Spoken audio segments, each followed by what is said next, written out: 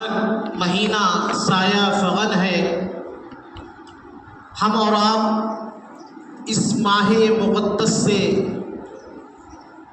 گزر رہے ہیں، اور یہ مہینہ ہمیں اللہ تبارک و تعالی اس کے حبیب صلی اللہ علیہ وسلم کے صدقے میں ہمیں عطا فرمایا۔ یہ اللہ کا بہت بڑا کرم ہے، اس کا فضل ہے، اس کی رحمت ہے۔ ساتھ ہی ساتھ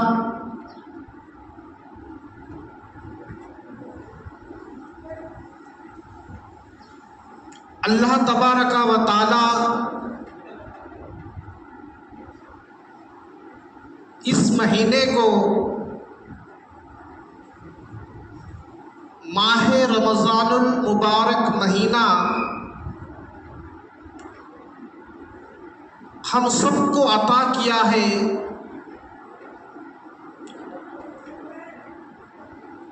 اس کا بہت بڑا ہمارے لیے عنایت کا سبب ہے، عنایت کا یہ کرم ہے۔ میرے دوستوں اور عزیزوں، آج کے اس جمعہ کے نشست میں ہم یہ جاننے کی کوشش کریں کہ رمضان شریف کے مہینے کا جو فضائل و برکات کیا ہے۔ جیسا کہ میں نے قرآن مقدسہ کی سورہ بقرہ کی آیت نمبر کو تلاوت کیا ہے، اس میں رب ذوالجلال ارشاد فرماتا ہے، یا ایھا الذین آمنو، یعنی کہ اے ایمان والو، کتب علیکم الصیام، ہم نے تم پر روزے فرض کیے، کما کتب علی الذین من قبلکم، یہ روزے کوئی نئی چیز نہیں ہے، بلکہ تم سے پہلے نبیوں پر بھی ہم نے اس کو فرض کیا، لعلکم تتقون، تاکہ تم تقوی اور پرہیزگار بن جائے۔ یہ آیت کریمہ کا سیدھا سادہ ترجمہ تھا۔ اب اس آیت کریمہ کو ہم تھوڑی سی اس کی تفسیر میں جائیں گے تو پتہ چلتا ہے، پہلے لفظ میں اللہ نے فرمایا اے ایمان والو، روزے کس پر فرض ہے؟ ایمان والوں پر فرض ہے، بغیر ایمان والوں کے اوپر روزے فرض نہیں ہیں۔ اگر کوئی بے ایمان والا اگر روزہ رکھ بھی لیتا ہے تو اسے کوئی فائدہ پہنچنے والا نہیں ہے۔ روزہ صرف فرض اسی کو ہوا ہے، انہی لوگوں پر ہوا ہے جو ایمان لائے ہیں، ایمان والے ہیں، ان پر روزے فرض کیے گئے۔ اور یہ روزے کوئی نئی چیز نہیں ہے، بلکہ ہم سے پہلے جتنے انبیاء اکرام علیہم الصلاۃ اس دنیا میں تشریف لائے، 1,24,000 جو پیغمبر ہیں، ان پیغمبروں پر جو ہے سو ان کی امتوں پر بھی جو روزے فرض کیے گئے۔ اور روزے فرض کرنے کا مقصد، غرض و غایت صرف فقط اتنا ہے کہ ہم لوگوں کو اللہ تبارک و تعالی متقی اور پرہیزگار بننے کے لیے جو ہے سو روزوں کو فرض کیا ہے، متقی پرہیزگار بننے کے لیے روزوں کو فرض کیا ہے۔ تو اب ہمارے روزوں میں اور دیگر انبیاء کے روزوں میں فرق کیا ہے؟ ہمارے پاس ایک مہینہ مسلسل روزے فرض کیے گئے ہیں، لیکن دیگر شریعتوں میں اس کا مختلف ہے۔ جیسا کہ حضرت آدم علیہ السلام کی امت پر مہینے میں صرف قمری تاریخوں میں 3 دن جو سو روزے فرض تھے، جس کو آج ہم ایام بیت کے نام سے جانتے ہیں، یعنی کہ ہر چاند کے 13، 14، 15 تاریخ کو روزے رکھتے تھے حضرت آدم علیہ السلام۔ حضرت موسیٰ علیہ السلام 1 دناڑے 1 دن روزہ رکھتے تھے۔ تو حضرت نوح علیہ السلام کے زمانے میں جو ہے سو مسلسل سال بھر روزے رکھتے تھے۔ اسی طرح مختلف انبیاء اکرام میں ہمارے روزوں میں فرق ہے، لیکن ہمارے روزے مختلف ہیں، جو 1 مہینہ مسلسل ہم کو روزے رکھنے کا حکم دیا ہے، 1 مہینہ، تاکہ ہمارے اندر وہ تقوی پیدا ہو جائے، وہ طہارت پیدا ہو جائے، ہم پرہیزگار بن جائیں۔ روزہ ہے کیا چیز اور رمضان ہے کیا چیز؟ تو ہم یہ جاننے کی کوشش کریں کہ آؤ ذرا حدیث پاک کا ہم مطالعہ کریں تو پتہ چلتا ہے کہ رمضان المبارک مہینہ ہے کیا۔ تو ہم یہ جاننے کی کوشش کریں رمضان المبارک مہینہ ہے کیا۔ تو حضور تاجدار مدینہ سرور قلب و سینہ جناب محمد رسول اللہ صلی اللہ علیہ وسلم ارشاد فرماتے ہیں، اگر میری امت کو پتہ چل جائے کہ رمضان کیا ہے، رمضان کیا ہے، تو اس وقت پیارے آقا صلی اللہ علیہ وسلم فرماتے ہیں رمضان کا مطلب، اب رمضان کی فرضیت اور رمضان کے فضائل و برکات اگر میری امت کو پتہ چل جائے اور میری امت جان جائے کہ رمضان کیا ہے، تو اس وقت میری امت یہ تمنا کرنے لگ جائے گی کہ پورا سال رمضان ہی رمضان رہ جائے، پورا سال رمضان ہی رمضان رہ جائے۔ یہ کون بول رہے؟ میرے اور آپ کے نبی فرما رہے ہیں، میرے اور آپ کے نبی یہ فرماتے ہیں کہ پورا سال رمضان ہی رمضان رہ جائے۔ کہ رمضان میں اتنی خصوصیت کیا ہے، رمضان میں اتنی خاص چیزیں کیا ہے، تو اللہ کے رسول صلی اللہ تعالیٰ علیہ وآلہ وسلم ارشاد فرماتے ہیں کہ اس مہینے میں اللہ تبارک و تعالیٰ نیکیوں کو بڑھا دیتا ہے، نیکیوں کو بڑھا دیتا ہے اور اپنے بندوں کے رزق کو اضافہ کر دیتا ہے، اور اللہ تبارک و تعالیٰ اپنے بندوں پر اتنا کرم، اتنا فضل فرماتا ہے کہ اگر اس مہینے میں اگر کوئی نفل نماز پڑھتا ہے تو اللہ تبارک و تعالیٰ اسے فرض نماز پڑھنے کا ثواب عطا فرماتا ہے، اگر کوئی فرض ادا کر لیتا ہے تو 70 فرضوں کو ادا کرنے کا ثواب عطا فرماتا ہے، 70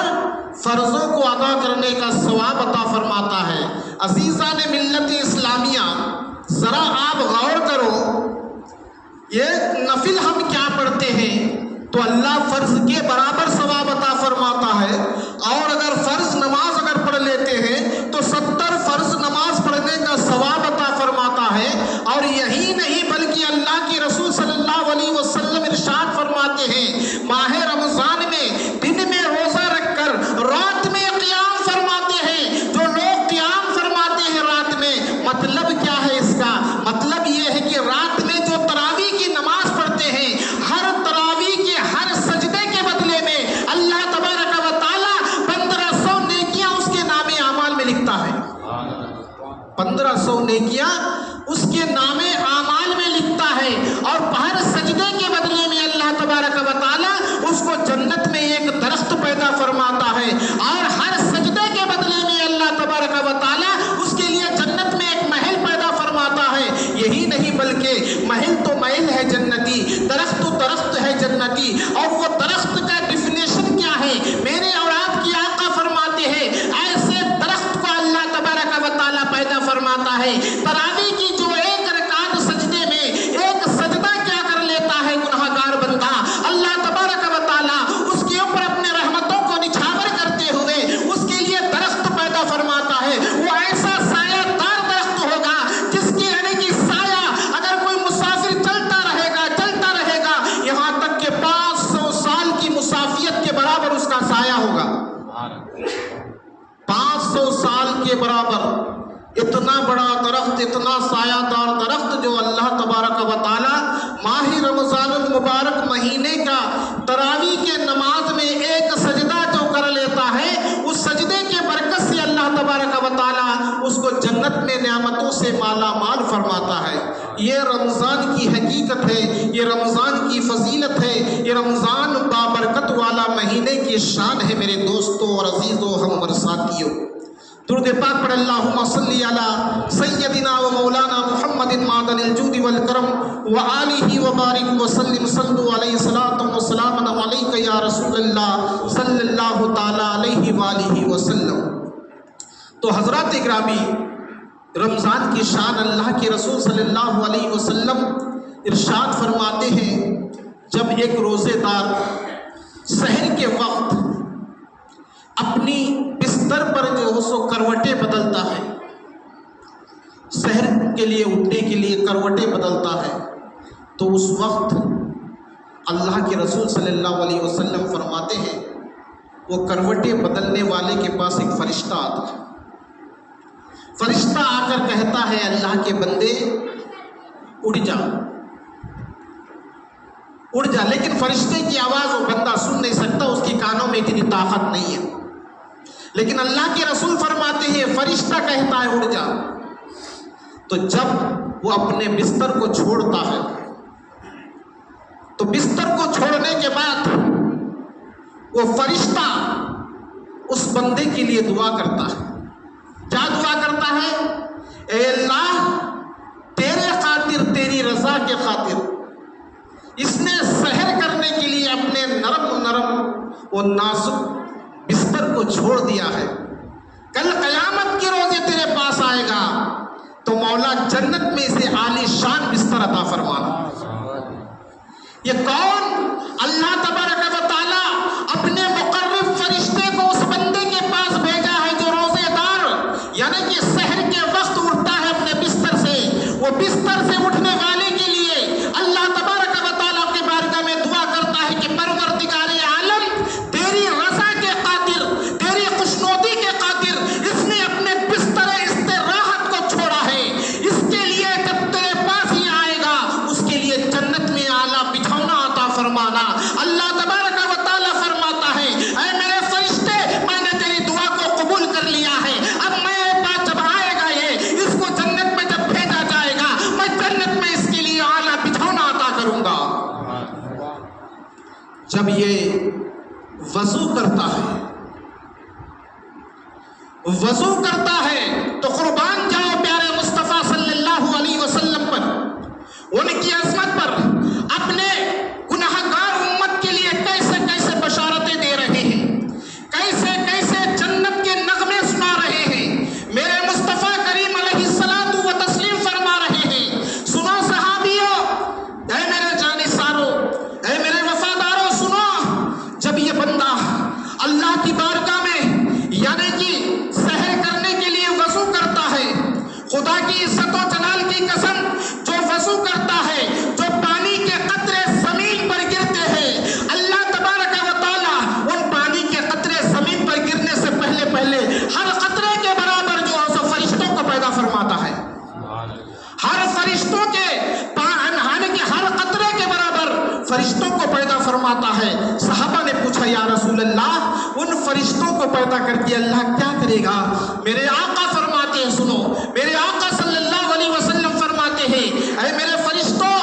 اے میرے صحابیوں سنو، اللہ تبارک و تعالیٰ جس گناہگار بندہ یعنی کہ حالت گناہوں کا بوجھ اپنے سر پر لے کر اللہ کی رضا کے لیے یعنی کہ روزہ رکھنے کے لیے، سحر کرنے کے لیے جب بستر کو چھوڑتا ہے، وضو کرتا ہے، وضو کرنے سے ہر خطرے کے برابر ایک ایک فرشتے کو پیدا فرماتا ہے، ہر فرشتے کے ذریعے سے اللہ تبارک و تعالیٰ ارشاد فرماتا ہے اے میرے فرشتوں یہ میرا وہ مقرب فرشتہ ہے، اس نے میرے لیے بستر کو چھوڑا ہے اور یہ ٹھنڈے ٹھنڈے پانی سے وضو کر رہا ہے، یہ میرے لیے ہے۔ اب یہ بندہ جب تک زمین پر زندہ رہے گا اب تمہاری ڈیوٹی یہ ہے اس کے لیے دعائیں مغفرت کرتے رہنا، میں تمہاری دعائیں مغفرت قبول کرتا جاؤں گا۔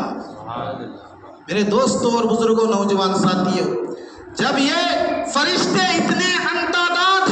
لاتعداد فرشتوں کو پیدا فرما کر اللہ تبارک و تعالیٰ اس روزے دار کے لیے دعائیں مغفرت فرما رہا ہے تو یہ کتنی بڑی خوش نصیبی ہے روزے داروں کے لیے، یہ کتنی بڑی خوش بختی ہے روزے داروں کے لیے۔ میرے عزیز دوستوں، میرے ہم عمر ساتھیوں، روزے دار کی شان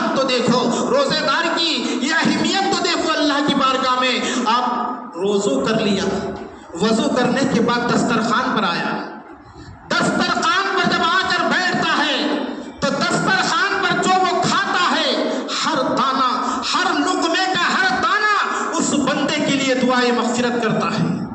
ہر دانہ اس بندے کے لیے مغفرت کرتا ہے، اور اللہ تبارک و تعالیٰ اس سحر کے کھانے میں اتنی برکت عطا فرماتا ہے، اتنی برکت عطا فرماتا ہے۔ اور اللہ کے نبی صلی اللہ علیہ وسلم ارشاد فرماتے ہیں جو روزے کے حالت میں سحر میں جو تناول فرماتا ہے ہر دانہ اس کے لیے اپنے تمام بیماری کے لیے شفایاب بن جاتی ہے، اور جسم میں جتنے جراثیم ہیں وہ تمام جراثیم کو ختم کر دیتی ہے۔ اگر بیمار روزے دار ہوتا ہے اللہ اس کو شفا عطا فرماتا ہے، کمزور اگر روزے دار ہوتا ہے اللہ اسے طاقتور بناتا ہے، اگر روزے دار اگر غریب ہوتا ہے اللہ روزے کے صدقے میں اسے غنی کر دیتا ہے۔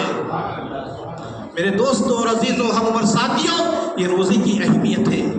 یہ روزے کا یعنی کہ فضیلت ہے میرے دوستوں، میرے آقا نے فرمایا ہے۔ لیکن افسوس کی بات ہے، صد افسوس کی بات ہے، لیکن آج ہمارے پاس فٹنس ہونے کے باوجود، طاقت ہونے کے باوجود، تندرستی ہونے کے باوجود پھر بھی ہم روزے نہیں رکھتے۔ یہ کتنی بڑی ہماری لاپرواہی ہے۔ جب اللہ کے رسول صلی اللہ تعالیٰ علیہ وآلہ وسلم ارشاد فرماتے ہیں جب وہ روزے دار سحر کر لیتا ہے، سحر کرنے کے بعد جب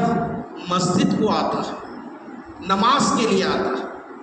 جب مسجد کو نماز کے لیے آتا ہے، قربان جاؤ مصطفیٰ جان رحمت صلی اللہ علیہ وسلم پر، اللہ کے نبی صلی اللہ علیہ وسلم فرماتے ہیں جب وہ روزے دار سحر کر کے اپنے گھر سے نکلتا ہے،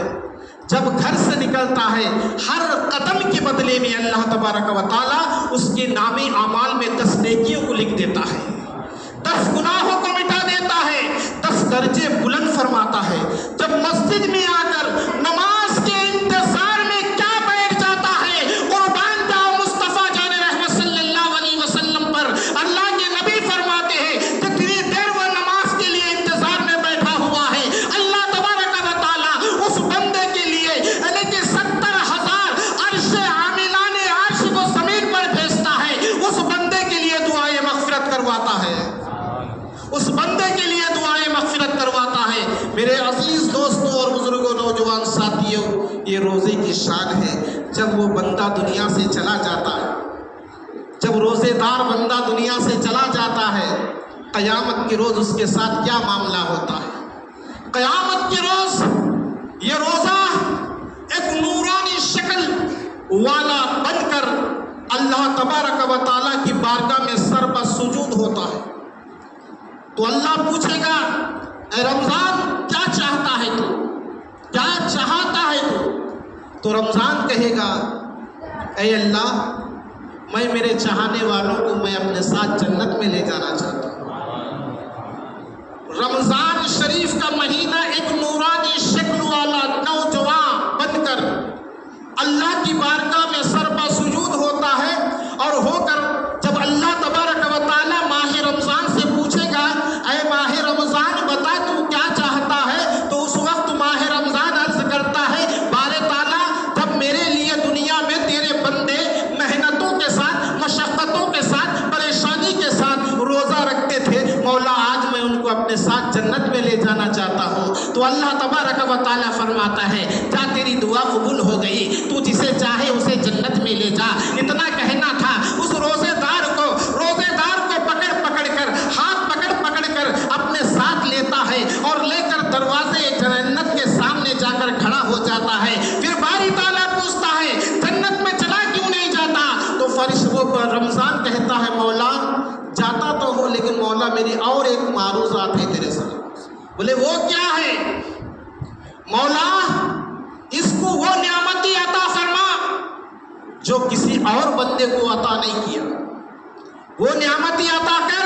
جو نعمتیں کسی اور بندے کو تو نے عطا نہیں کیا۔ تو اللہ تبارک و تعالیٰ حدیث قدسی میں آتا ہے، صحیح بخاری شریف کی حدیث پاک ہے، جلد اول ہے، کتاب الصلاۃ ہے، ماہ رمضان المبارک کی فضیلت ہے۔ اللہ کے نبی صلی اللہ تعالیٰ علیہ وآلہ وسلم ارشاد فرماتے ہیں جب ماہ رمضان المبارک کا مہینہ جنت میں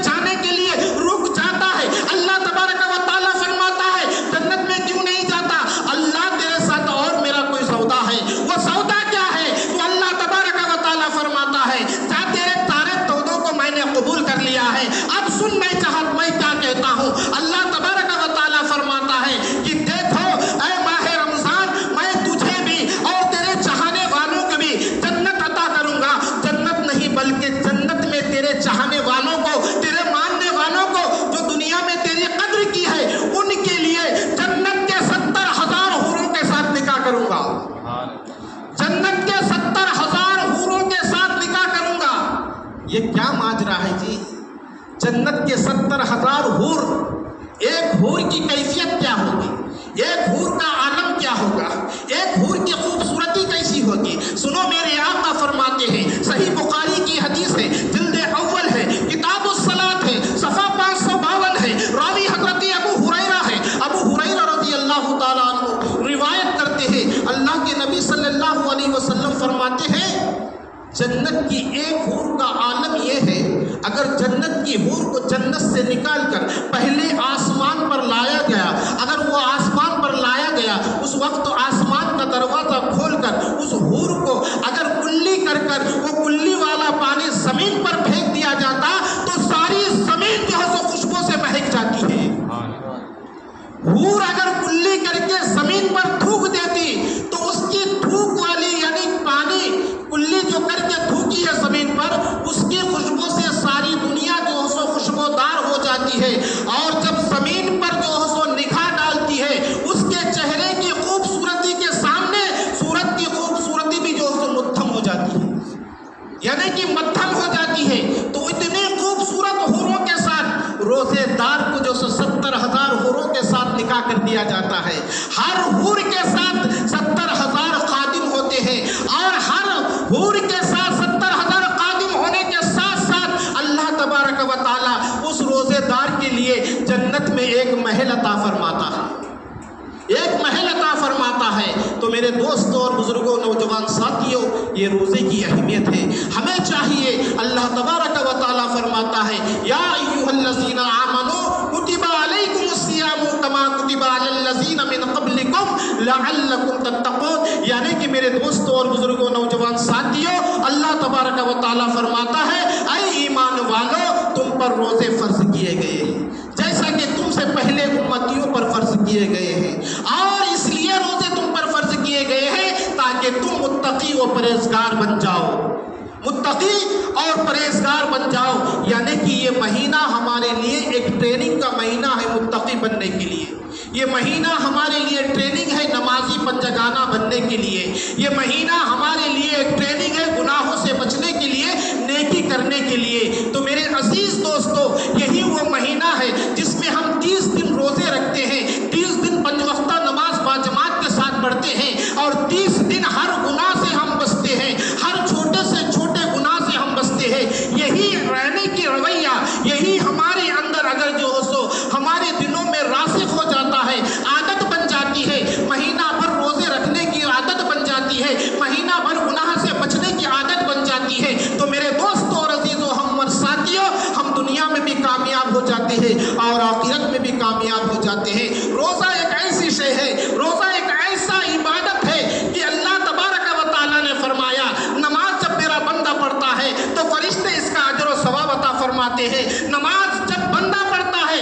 यानी कि सवाब फरिश्ते देते हैं। हज जब बंदा करता है यानी कि फरिश्ते उसका अजर व सवाब देते हैं। ज़कात बंदा अदा करता है लेकिन अजर व सवाब फरिश्ते देते हैं। लेकिन रोज़ा एक ऐसी इबादत है, रोज़ा एक ऐसे शय का नाम है, बंदा इसका वज़ा रखता है, रोज़ा बंदा रखता है, अजर अल्लाह तबारक व तआला खुद अता फरमाता है। अल्लाह के रसूल सल्लल्लाहु अलैहि वसल्लम फरमाते हैं, रोज़ा यानी कि हर इबादत का अजर व सवाब अल्लाह तबारक व तआला अपने फरिश्तों के ज़रिए से अता फरमाता है। लेकिन रोज़ा वो इबादत है, रोज़ा उस शय का नाम है, बंदा रखता है तो अल्लाह फरमाता है, रोज़ा बंदे ने मेरे लिए रखा है और इसका सवाब मैं अता करूँगा। रोज़ा मेरे लिए है और उसकी जज़ा मैं खुद हूँ, उसकी जज़ा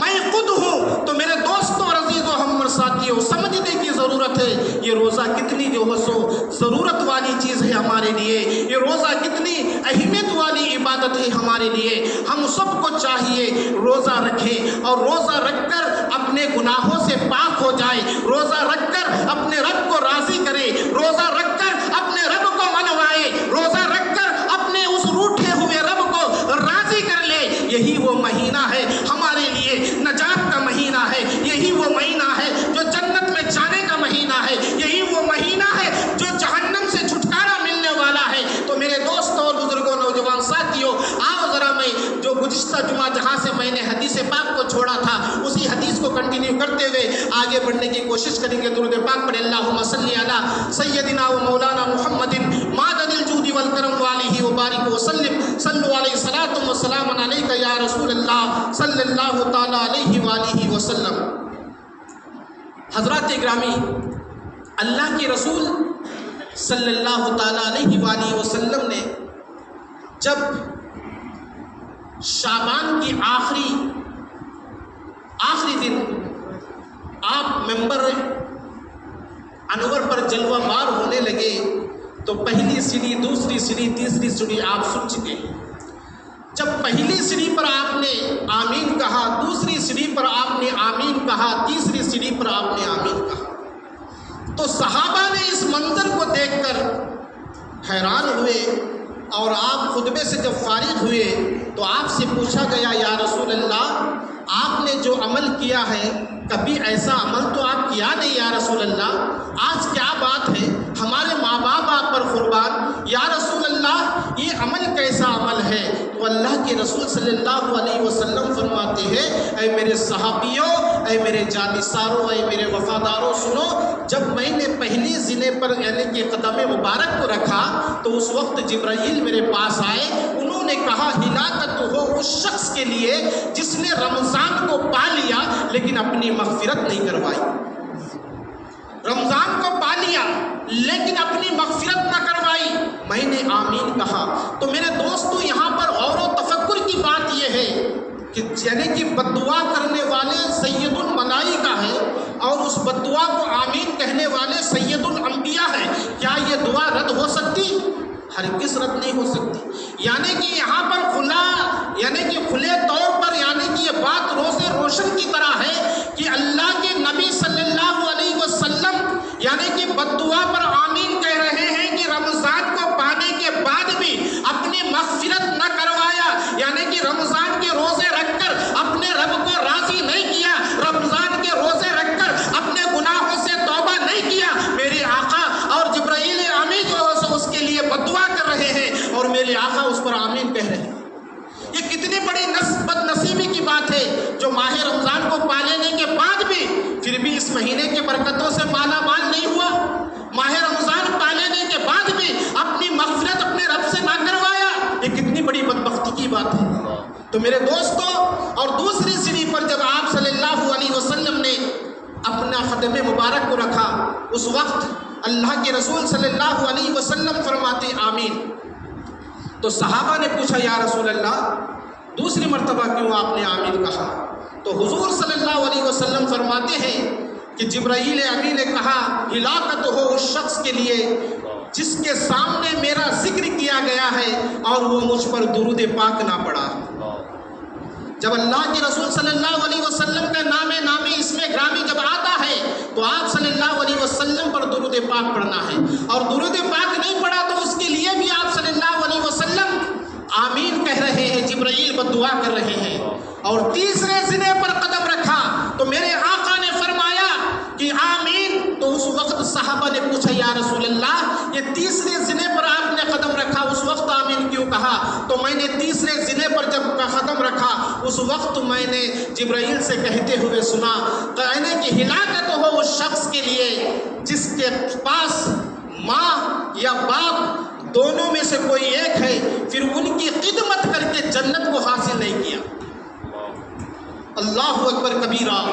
यानी कि रमज़ान का वो महीना अल्लाह के रसूल सल्लल्लाहु अलैहि वसल्लम हमें मैसेज दे रहे हैं, हमें पैगाम दे रहे हैं कि माह रमज़ान में रोज़े रखो। रोज़े रखने के साथ साथ शारीन हदीस फरमाते हैं, अल्लामा शेख अब्दुल हक मुहद्दिस दहलवी रहमतुल्लाह अलैह अशआतुल लम्हात के जिल्द सानी सफ़ा 252 सतर नंबर 18, 19, 20 में इस हदीस की शरह करते हुए फरमाते हैं कि जब अल्लाह के रसूल सल्लल्लाहु अलैहि वसल्लम उम्मत को यह पैगाम दे रहे हैं, माह रमज़ान को जिसने भी पा लिया है इसमें रोज़े रखो और जो सो मुझ पर कसरत से दुरूद पढ़ो और अपने माँ बाप के साथ खिदमत करो, उनकी फरमा बरदारी करो, उनकी इताअत करो, यही तुम्हारे लिए भलाई और कामयाबी और कामरानी है। मेरे दोस्तों और बुजुर्गों, नौजवान साथियों, अल्लाह के रसूल सल्लल्लाहु ताला अलैहि वसल्लम درود پاک پڑھ اللہم صلی علی سیدنا و مولانا محمد معدن الجود والکرم وآلہ وبارک وسلم صلو علیہ الصلاۃ والسلام علیک یا رسول اللہ صلی اللہ تعالی علیہ وآلہ وسلم۔ جیسا کہ میں نے گزشتہ جمعہ بھی کچھ باتیں آپ کو بتایا تھا، ماہ رمضان المبارک مہینے میں روزہ کون رکھے اور کون نہیں رکھے۔ تو ماہ رمضان المبارک مہینے کا روزہ ہر مسلمان مرد عورت عاقل و بالغ مقیم، یعنی کہ مسافر نہیں ہونا چاہیے، مرد پر روزہ فرض ہے، عورت پر روزہ فرض ہے، عاقل یعنی کہ عقل والا یعنی کہ مجنون پر جو پاگل پر روزہ فرض نہیں ہے، بالغ اس پر روزہ فرض ہے، اور مقیم کا ہونا مسافر کا نہیں ہونا، ان سب پر روزہ جو سو فرض ہے۔ اگر اس روزے کا اگر جو سو ترک کیا تو گناہ گار ہے، ترک کیا تو گناہ گار ہے، اور انکار کر دیا تو جو سو کافر ہے۔ انکار کر دیا تو ارے جاؤ جی جاؤ میں نہیں رکھتا روزہ، انکار کر دیا تو کافر ہے۔ تو اگر روزہ ہر ایک پر فرض ہے۔ دوسری بات، بعض صورتوں میں یہ یعنی کہ کنفیوژن ہے لوگوں میں کہ روزہ افطار کرتے وقت دعا کا جو پڑھنے کا ہے، دعا کا جو پڑھنے کا ہے، یہ دعا کب پڑھنا ہے؟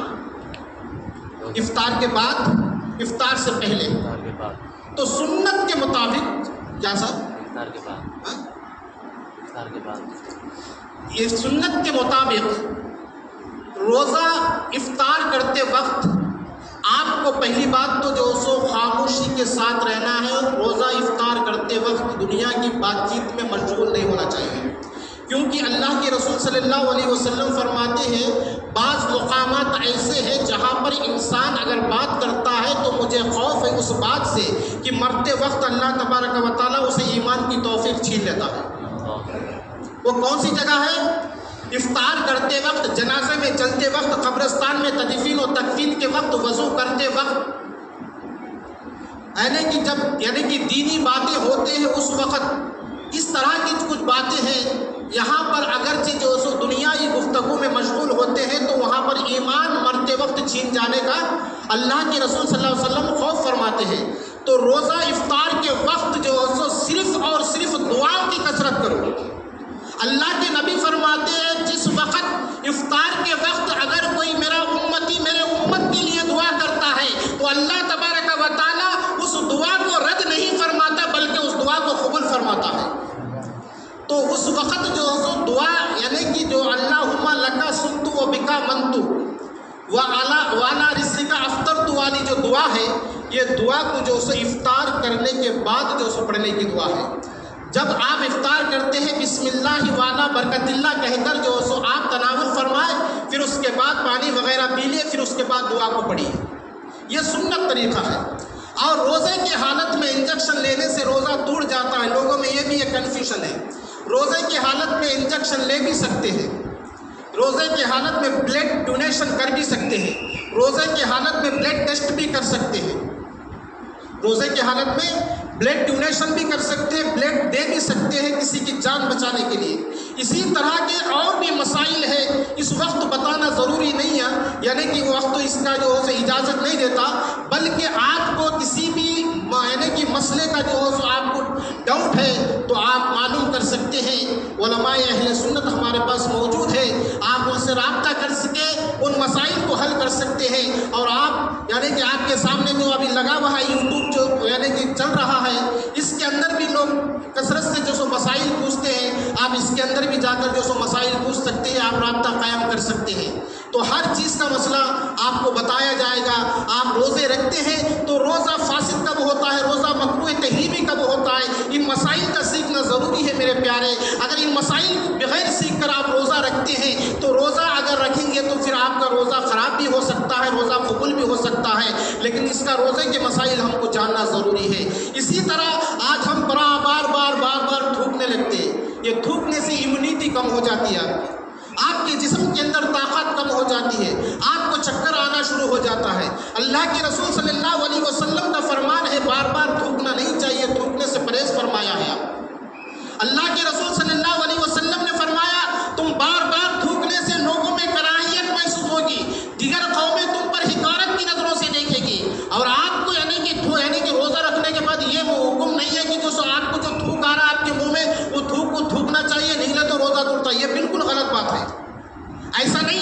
آپ کے منہ میں جب تھوک جمع ہوتا ہے اس تھوک کو آپ نگلتے جائیے. یہ نہیں کہ آپ منہ میں تھوک پورا جمع کر کے اس کو نگل لیے، یہ مکروہ ہے، یہ ایسا کرنا مکروہ ہے. آپ کے اندر جیسا بھی تھوک جمع ہوتا ہے اس کو آپ نگلتے جائیے، اس سے روزہ نہیں توڑتا. اور دوسری چیزیں یہ ہے کہ روزے کی حالت میں ہم گالی گلوچ دیتے ہیں وغیرہ جو ہو سو، یہ چیز سے روزہ نہیں توڑتا، بلکہ روزے کی نورانیت ختم ہو جاتی ہے، روزے کا ثواب ختم ہو جاتا ہے. روزہ ہے وہ چیز جو گناہوں سے بچنے کا نام ہے روزہ. اور روزہ یہ چیز ہے، روزے کا اصل مقصد، روزے کا اصل بنیادی جڑ یہ ہے کہ روزہ رکھنے کے لیے اللہ نے اس لیے ہم کو حکم دیا ہے کہ تاکہ ہم متقی و پرہیزگار بن جائیں،